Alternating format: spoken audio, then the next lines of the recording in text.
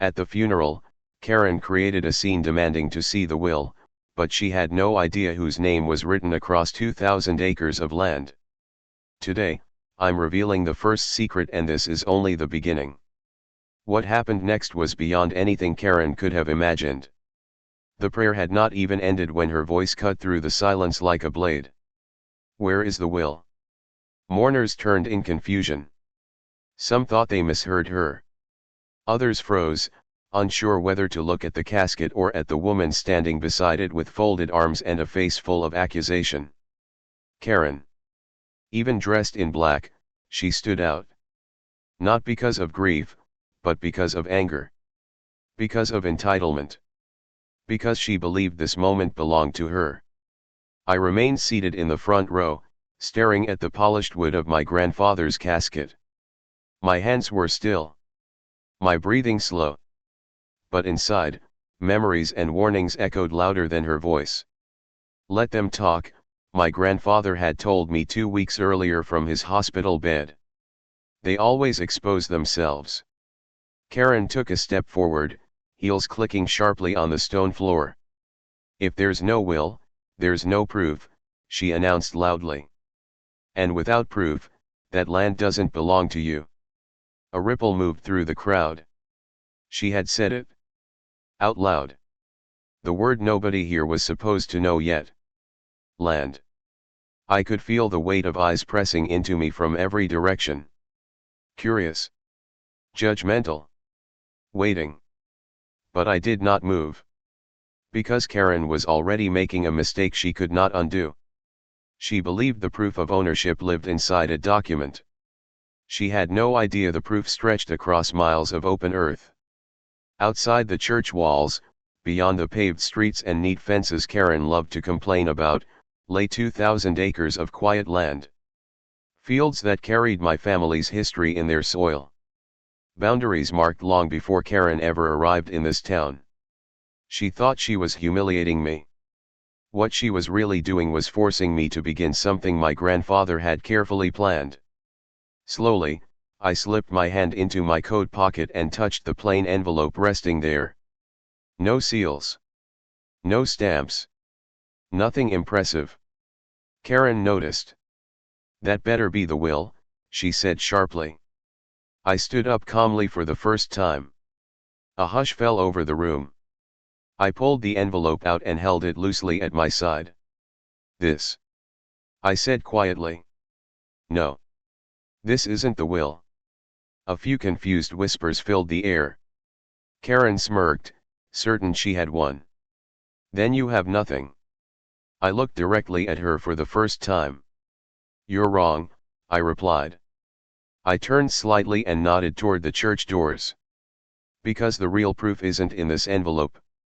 It's out there." Her smile faded. "And tomorrow," I added, "I'll show you exactly what belongs to me. Please confirm if you want me to continue to the next chapter before proceeding."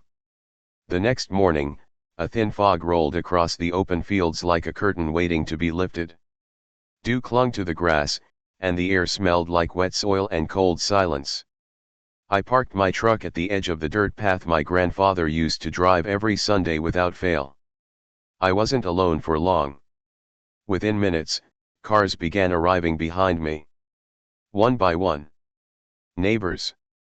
Onlookers. Curious faces from the funeral. Word had traveled fast overnight. Karen's SUV pulled in with confidence. She stepped out wearing dark sunglasses and crossed arms, already prepared to argue. 2 HOA members stood beside her like backup. Someone had their phone out, recording before anything had even happened. They were expecting embarrassment. They were expecting me to fail. What they did not expect was the white county survey truck already parked 50 yards into the field. A man in a reflective vest stood beside a tripod-mounted instrument pressed into the ground. Another worker walked slowly through the grass, scanning for something invisible to everyone else. Karen frowned. "What is this?" she asked loudly. I didn't respond. I simply walked past the group toward the survey crew. The older surveyor greeted me with a nod. "Morning." You must be the grandson.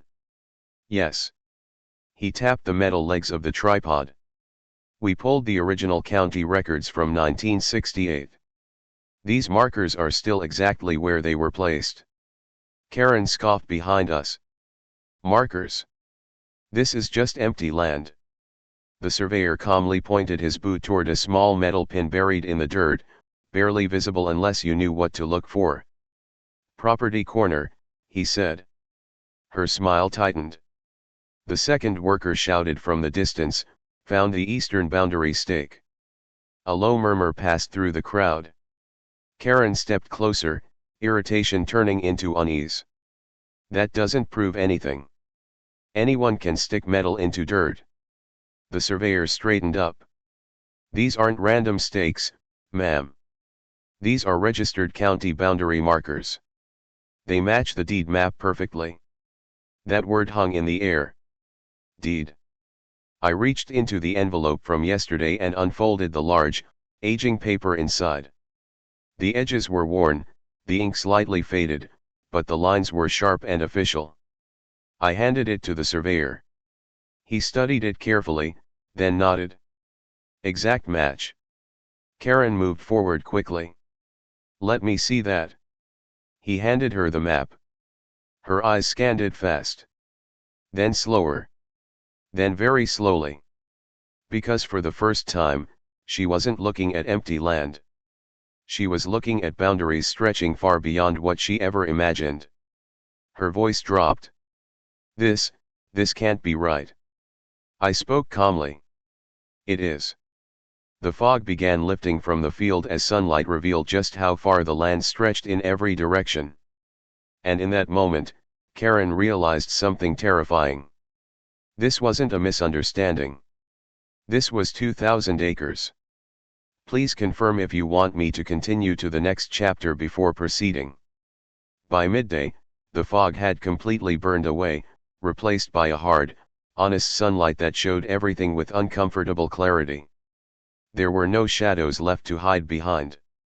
No illusions.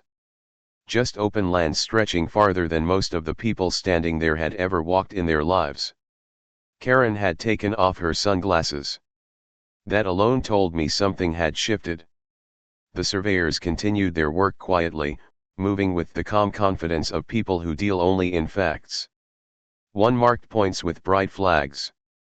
The other called out measurements that matched numbers written on the old map in my hands. Neighbors whispered behind us. How big did he say it was? 2,000 acres. That's impossible. But it wasn't. Karen stepped closer to the surveyor, her voice tighter now, less theatrical, more desperate.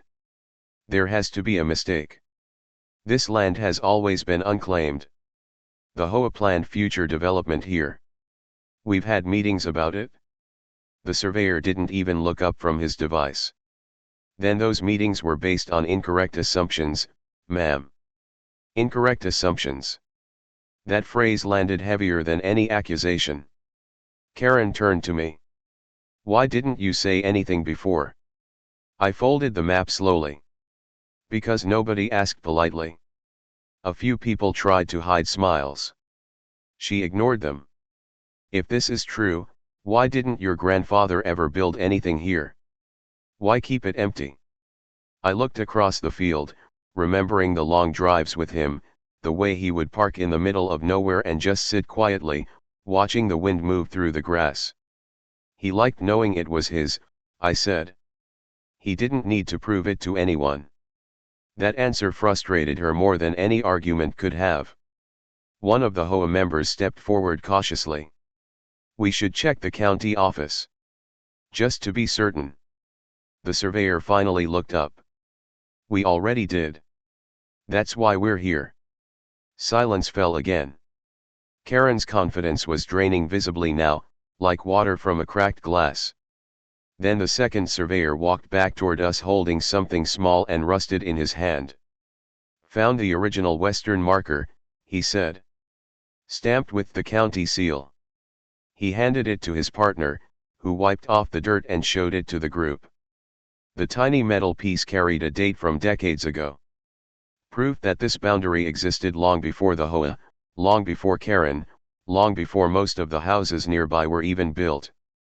Karen stared at it without speaking. And for the first time since the funeral, she had nothing to say. But this wasn't the moment that broke her. That moment came when the surveyor asked me a simple question. Would you like us to mark the full perimeter today? I nodded.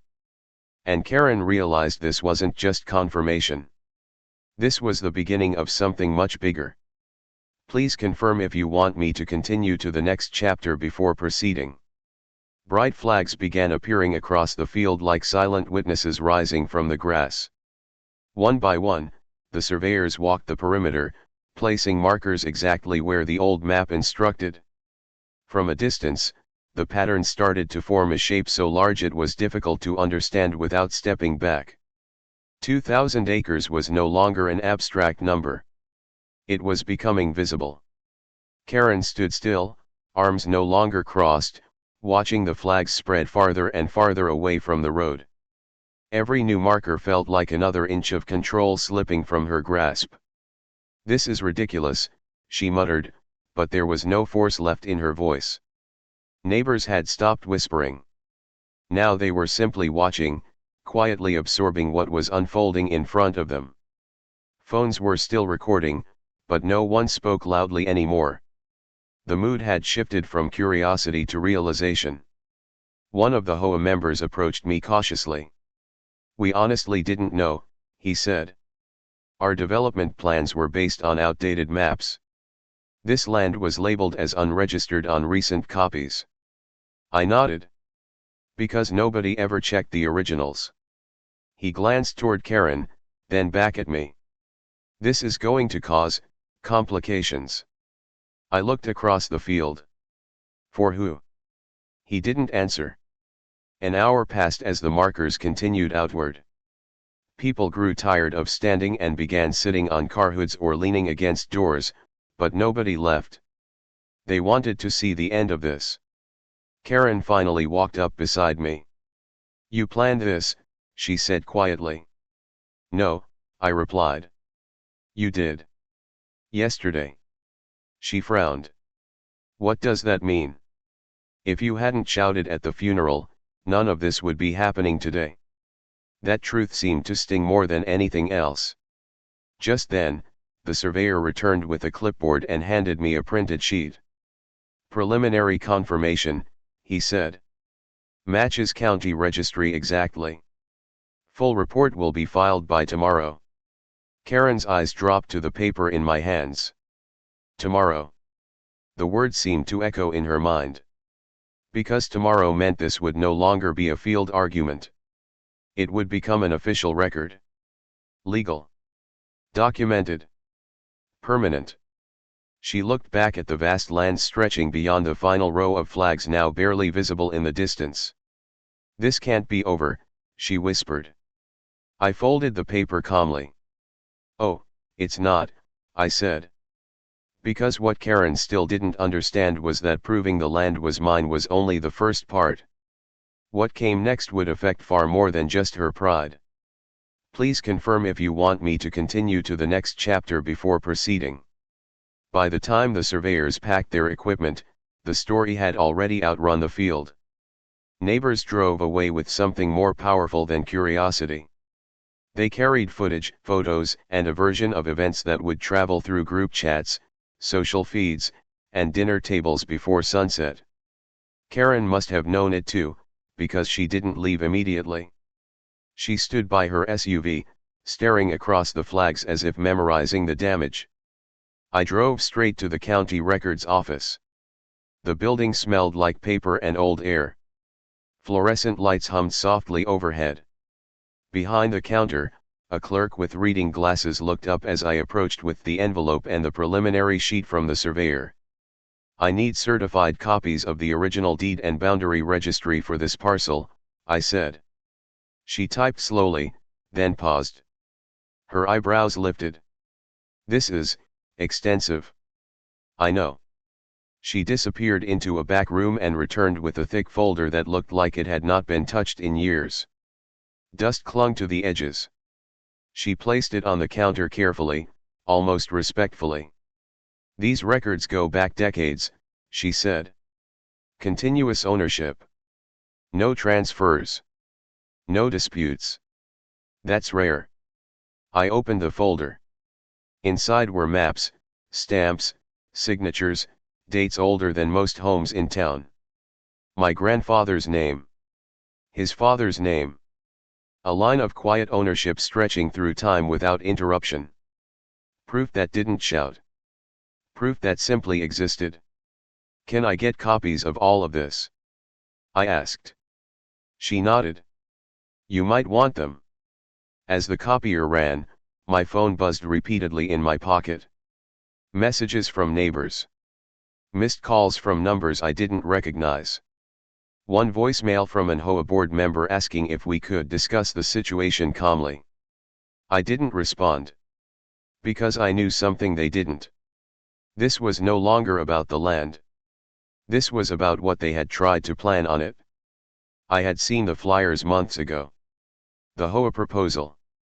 Future expansion. New housing plots. Road extensions. All drawn confidently over a space they believed belonged to no one. But it belonged to someone. And they had never asked. When I stepped outside the records office, Karen was leaning against her SUV across the street. She had followed me. She walked over slowly, her confidence replaced by calculation. "We need to talk," she said. I held up the folder of copies. "I agree." Her eyes dropped to the papers. "This doesn't have to get messy," she added. I looked at her carefully. "It already is. Because tomorrow, when the survey report became official, something much bigger than embarrassment was going to surface." And Karen was starting to realize she hadn't just made a scene at a funeral. She had triggered a legal problem the HOA could not quietly fix. "Please confirm if you want me to continue to the next chapter before proceeding." The next morning, the official survey report was filed with the county. Stamped. Logged. Permanent. By noon, the HOA board had called an emergency meeting. I didn't attend. I didn't have to. Because the moment that report became public record, the problem stopped being mine and started being theirs. My phone rang non-stop. Unknown numbers. Voicemails stacking up. Messages from neighbors who suddenly sounded very friendly. One text from an HOA member that read, "We genuinely didn't know. Please call us." I didn't respond. Instead, I drove back to the edge of the field and parked where the flags were still fluttering in the wind. The land looked different now. Not because it had changed, but because everyone finally saw it for what it was. Owned. About an hour later, a black sedan pulled up behind me. Two men stepped out wearing suits, not HOA badges. Lawyers. They approached politely. "Are you the registered owner of this parcel?" one asked. "Yes." He nodded. "We represent the Homeowners Association." I gestured toward the field. "I assumed you might." He opened a leather folder. "We'd like to resolve this situation amicably." "Which situation?" I asked. He hesitated slightly. "The planned development proposal for this land." There it was. Spoken out loud. I crossed my arms. "Go on." He cleared his throat. "The HOA approved preliminary plans 6 months ago to extend the neighborhood into this area. Roads, utilities, housing plots. Contracts were drafted. Deposits were made to contractors." I watched his expression carefully. "And none of you checked who owned it?" Silence. The second lawyer spoke quietly. "The land was marked as unregistered on modern maps. No one thought to check historical records." "That sounds expensive," I said. They exchanged a glance. "It is." A long pause followed as wind moved through the grass around us. "We're hoping," the first lawyer continued, "that you would be willing to sell a portion of the land to prevent complications." I almost laughed. Karen's voice from the funeral echoed in my mind. If there's no will, there's no proof. Now they were asking to buy what they had assumed was free. I'm not selling, I said calmly. Both men stiffened. Then we may have a serious issue, one admitted. I nodded slowly. I think you already do. Because what they still didn't understand was that this was no longer about money. This was about accountability. And someone in the HOA had signed off on plans for land that was never theirs. Please confirm if you want me to continue to the next chapter before proceeding. By evening, the story had reached every corner of the neighborhood. People weren't whispering anymore. They were choosing sides. Some blamed the HOA for carelessness. Others blamed Karen for starting everything at the funeral. A few quietly admitted they had attended meetings where expansion plans were discussed, complete with sketches of streets drawn across my land like it was blank space. Blank space. That phrase kept repeating in my mind. Because to them, that's all it had ever been. A gap on a map. An opportunity. A place to grow the neighborhood. To my grandfather, it had been something else entirely. A legacy. The next morning, I received an official letter delivered by courier. Not email. Not a phone call. Paper. Inside was a formal notice from the HOA's legal team requesting an urgent mediation meeting. They wanted to clarify misunderstandings and seek a cooperative resolution. I agreed to attend. Not for them. For the record. The meeting took place in the HOA office, a building I had only ever seen from outside. The conference room was small, with framed neighborhood photos on the walls and a long table in the center. Karen was already seated when I walked in. She didn't look angry anymore. She looked tired. 2 lawyers sat beside her. 3 board members across from her. A recorder in the middle of the table documenting everything. This was no longer a neighborhood disagreement. This was liability control. One of the lawyers began carefully. We'd like to acknowledge that the land in question is legally and historically yours. I nodded. He continued, unfortunately, development planning has already progressed significantly based on incorrect data. I placed the copied deed folder on the table. You mean based on assumptions? No one argued. Karen finally spoke, her voice lower than I had ever heard it. This got out of hand. I looked at her. You started it? She didn't deny it. The lawyer slid a document toward me. We're prepared to offer a financial settlement in exchange for partial land access and permission to continue the project. I didn't touch the paper. This isn't about money, I said. Confusion spread across their faces. Then what do you want? One board member asked. I leaned back slightly. I want to know who approved construction planning on land you never owned. Silence filled the room. Because they all knew the answer. And they all knew that answer was sitting at the table. Karen's eyes dropped to the surface. Please confirm if you want me to continue to the next chapter before proceeding. The silence in the conference room stretched so long it became uncomfortable. Nobody wanted to be the first to speak. The recorder on the table captured every breath, every chair shift, every nervous glance exchanged between the board members. Karen kept her eyes fixed on the polished wood in front of her, as if looking up might make everything worse. Finally, one of the older board members cleared his throat. The expansion proposal was introduced by the planning committee, he said carefully. Karen chaired that committee.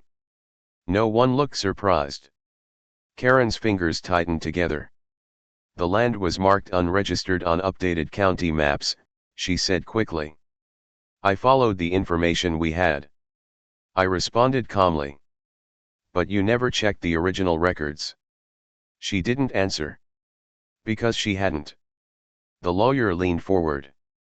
The issue now is not just incorrect planning. Contractors were paid deposits. Draft layouts were shared with residents. Promises were made about future property values increasing. Promises based on land that was never theirs. I opened the folder and slid a copy of the original deed across the table. This document has existed for over 50 years, I said. Anyone could have requested it. The room felt heavier. Karen finally looked up at me. You could have told us. I held her gaze. You could have asked without shouting at a funeral.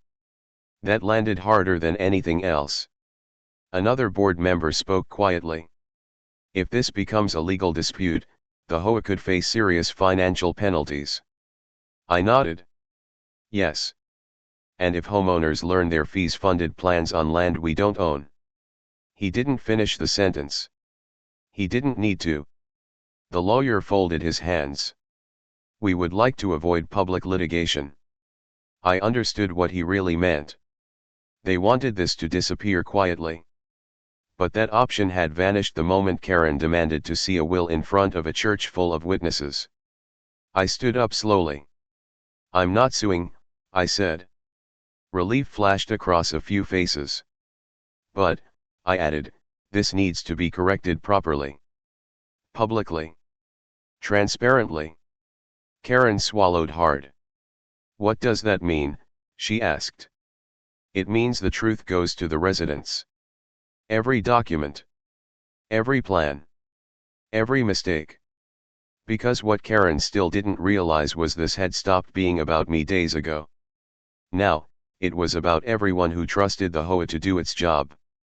Please confirm if you want me to continue to the next chapter before proceeding. 3 days later, every homeowner in the neighborhood received a printed notice in their mailbox. Not an email. Not a quiet website update. Paper. Official. Unavoidable. The letter explained everything. The incorrect maps. The unverified assumptions. The expansion proposal drawn across privately owned land. The survey results. The original deed records. The financial deposits made to contractors. And the name of the person who chaired the planning committee that approved it all. Karen.